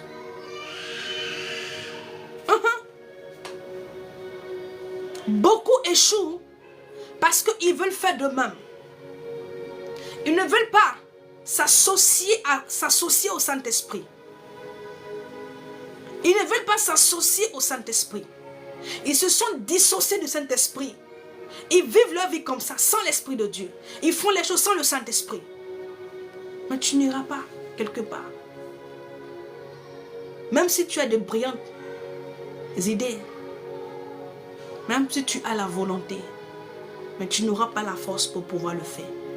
Car celui qui te donne la force, c'est l'Esprit de Dieu. Il faut associer le Saint-Esprit. Il faut l'associer. Saint-Esprit, donne-moi les forces. Je veux me sanctifier. Je veux marcher dans les voies du Seigneur. Je veux me conformer. Mais je n'ai pas la force. Donne-moi la force. David a dit, quand il se repentait, il dit qu'un esprit de bonne volonté me soutienne. Parce qu'il a compris que de lui-même, c'est impossible. C'est-à-dire que lui-même, David, il ne pouvait pas. Par ses propres forces, il n'allait pas pouvoir. Donc il dit qu'un esprit de bonne volonté me soutienne. Qu'un esprit de bonne volonté. Donc il fait appel à l'Esprit de Dieu. Il fait appel à l'Esprit de Dieu. De le soutenir, de lui donner la force.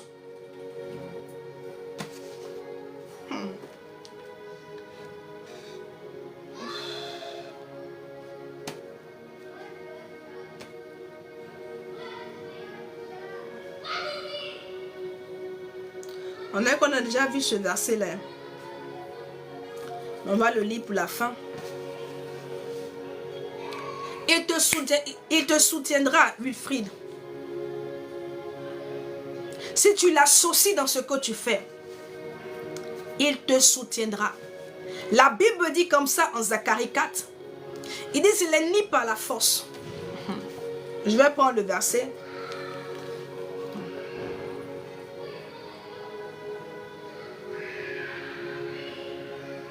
Ce péché qui est devant toi, cette action que tu n'arrives pas à abandonner, c'est une montagne qui est dressée devant toi.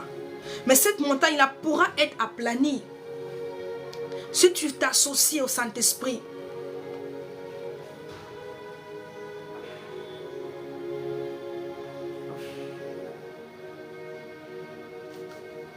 Si tu t'associes au Saint-Esprit, tu pourras aplanir la montagne. Ce péché qui te résiste, dont tu n'arrives pas, bien-aimé, à te défaire, à abandonner, à laisser, tu auras la victoire sur ce péché. Parce que l'ennemi te maintient dans le péché pour que tu sois séparé, pour que tu sois déconnecté, pour que tu sois loin du Seigneur, pour ne pas que le Seigneur puisse t'entendre, pour ne pas que ta prière puisse monter.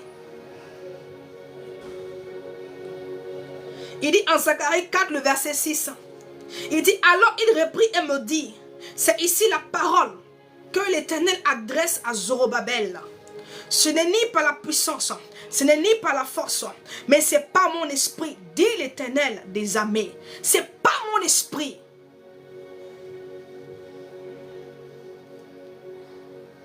Il dit, c'est par mon esprit.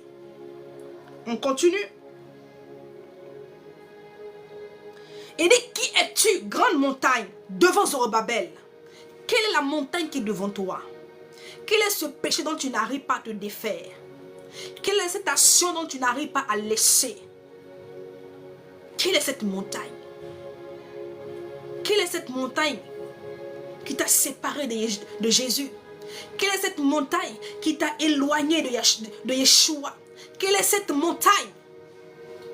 Il te dit que ce n'est ni par la force, ce n'est ni par ta puissance, ce n'est ni par tes moyens, ce n'est ni par ta force, ce n'est ni par ton intelligence. Peu importe les diplômes que tu as, ce n'est pas par ces diplômes-là que cette montagne sera aplanie. Est-ce que quelqu'un me comprend? Ce n'est pas par ces diplômes que tu as pu avoir. Oui, tu les as, c'est bon. Mais sache que ce n'est pas par ces diplômes-là que tu pourras aplanir cette montagne. Car cette montagne-là, il y a quelque chose qui l'aplanit.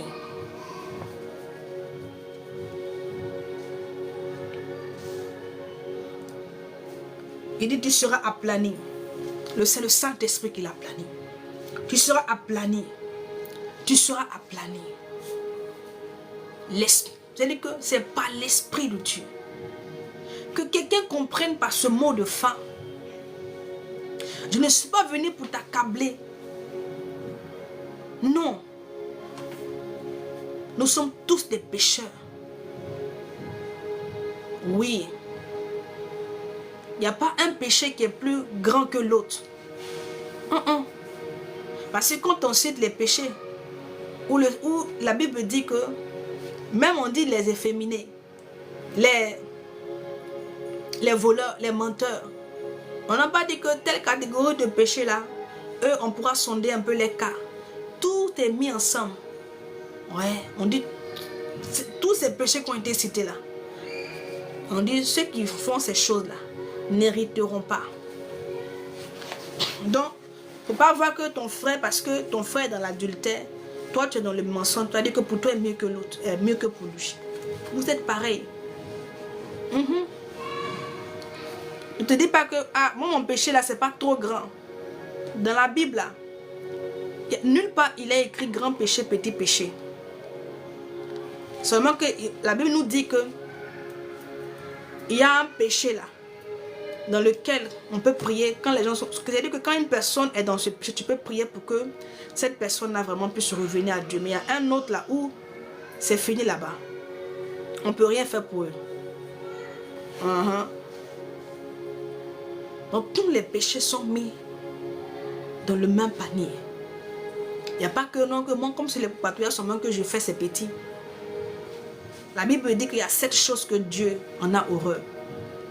La médisance, les patrouilles, tout ça c'est là-bas.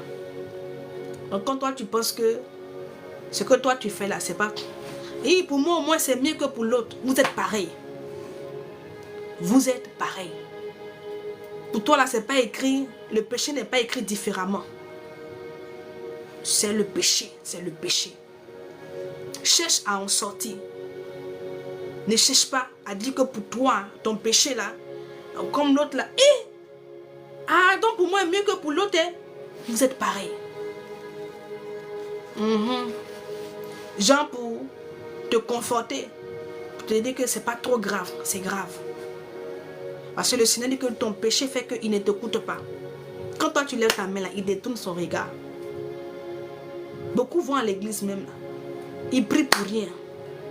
Parce que tout ce qu'ils font là, Dieu ne les regarde pas. Je vous assure. Il n'y a rien de plus désagréable que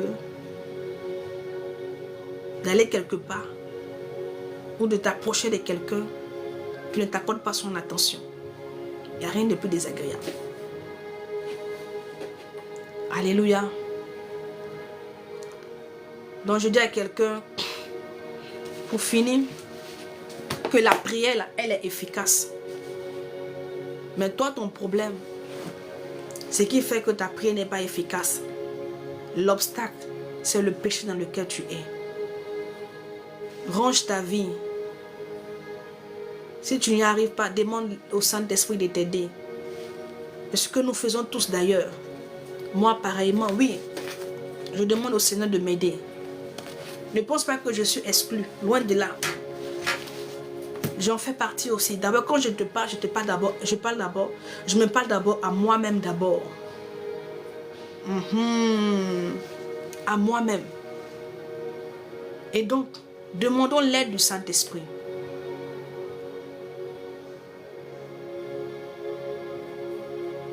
Il dit Christian est malade. Qui est Christian? J'ai déjà fini. Je ne sais pas ce qu'il a, mais je prie que le Seigneur lui accorde la guérison. Quelqu'un se souvient de lui. Là où il est couché, le mal qu'il a, que l'Esprit de Dieu, que la puissance de Dieu arrive à lui. Et que la guérison lui soit accordée. Que l'Éternel se souvienne de Christian. Oh Adonai, souviens-toi de Christian. Je te prie mon Père, je te prie Elohim, de tourner ton regard avec Christian. Et que par la puissance de ton nom, Jésus, que la guérison soit son partage. Que la guérison soit sa portion. Que la guérison soit pour lui en ce jour. Que au travers de son nom qui est là, Seigneur Père, que par cette connexion, je prie Adonai, que la guérison le touche de là où il est. Merci Seigneur parce que tu le fais. Je te rends toute la gloire au nom de Jésus. Amen. Donc c'était un peu vraiment ce que je voulais juste partager avec toi. Toi qui m'écoutes, qui est là. Je veux que tu retiennes une chose. Dieu exauce la prière. Et pour que le Seigneur puisse exaucer ta prière, cherche à t'inscrire dans ses voies. Et tu verras que quand tu vas élever la voix vers le Seigneur va réagir. Il va répondre pour toi. Si tu as péché, tu es tombé, ce n'est pas une fatalité. Ce n'est pas ta fin. Tu peux encore te relever. Tu peux encore demander au Saint-Esprit de t'aider. Relève-toi, repens-toi, reprends-toi et avance avec le Seigneur. Que le Seigneur vous bénisse. Alléluia. Gloire à Jésus. Arrête de culpabiliser, ne te dis pas, mais depuis que mais j'ai péché. Quand toi-même tu t'approches comme ça, tu n'es pas à l'aise. Si tu t'es repenti, bien-aimé, ne laisse pas l'ennemi te maintenir dans la culpabilité. C'est le travail du diable. C'est-à-dire que tu t'es repenti, mais toi-même tu es là encore, tu souffres. Tu souffres. N'es-tu pas convaincu que le Seigneur t'a exaucé? Hein? N'es-tu pas convaincu que l'Éternel t'a exaucé? Quelqu'un qui est là, qui me regarde, tu t'es déjà repenti? Le Seigneur t'a exaucé. Passe à autre chose. Pourquoi est-ce que tu t'attends encore sur ce péché?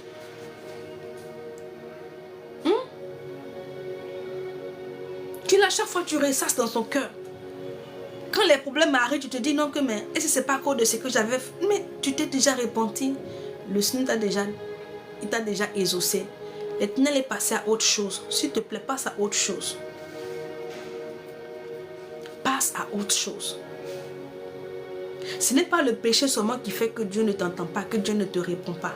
Il y a d'autres choses qu'on verra prochainement. Ne t'attarde pas sur ce péché-là. Essaie d'avancer. Essaie d'avancer. Et si toi tu ne l'as pas encore fait, répands-toi. Relève-toi. Ressaisis-toi. Et continue. Le chemin est long. Le chemin est long. Que le Seigneur vous bénisse. Que la grâce de Dieu vous soit multipliée. Je vais prier pour la parole, je vais prier pour la fin parce que j'ai d'autres choses à aller faire rapidement. Je rends grâce à Dieu pour vos vies. Je rends grâce à Dieu pour tout ce qu'il fait, pour les messages qu'il donne vraiment, qui touchent les cœurs et qui apportent vraiment cette transformation. Parce que le but recherché, c'est que les gens soient véritablement transformés, qu'il y ait un impact visible. Visible vraiment dans la vie de ceux-là qui prennent part au live. Que par ces messages-là, que vous devenez autonome, indépendant, afin de pouvoir vous approcher de Dieu librement, sans protocole. Seigneur, je te rends grâce pour ce message que tu nous as apporté. Je sais que tu ne fais rien en vain. Si tu as voulu que nous partagions cette parole, c'est parce que tu voulais encore faire du bien à quelqu'un, délivrer quelqu'un. Merci parce que tu l'as fait.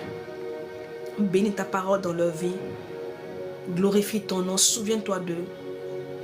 Agis dans leur vie, Seigneur.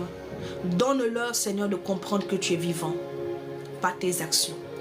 Une fois, tu m'as dit que tu es le Dieu invisible, mais qui te rend visible à ceux qui te cherchent, à ceux qui cherchent à comprendre, à connaître. Je prie que tu te rends visible à ces personnes, Seigneur. Manifeste ta puissance. Pour ceux qui veulent la guérison, accorde-leur afin qu'ils comprennent que c'est toi le Dieu vivant. Qu'ils comprennent que tu es vivant et que tu vis éternellement. Pour ceux qui ont besoin des finances, que tu leur ouvres afin qu'ils comprennent que c'est toi Jésus, le Dieu vivant, le Dieu qui vit éternellement. Manifeste ta puissance. Glorifie ton nom. Au nom de Jésus. Et bénis ta parole. Amen. Seigneur, je te dis merci encore pour ce temps que tu as permis. Tu nous as conviés encore, tu nous as invités, tu nous as appelés. Tu as conduit nos pas dans ta présence afin de t'entretenir avec nous, de nous enseigner, de nous instruire. Que cette parole demeure sur nos cœurs, Seigneur Père. Que cette parole façonne notre cœur. Qu'elle nous façonne, Seigneur. Qu'elle nous façonne véritablement de l'intérieur. Et que cela se dépense, Seigneur Père, à l'extérieur. Que ton nom soit béni. Je réclame ta grâce pour chacun d'entre eux. Que la journée du samedi et du dimanche soit une journée de témoignage pour eux. Et que ceux qui s'attendent à toi, ce n'est que tu te révèles à eux. Ceux qui s'attendent à toi, que tu te révèles à eux. Merci Saint-Esprit de Dieu.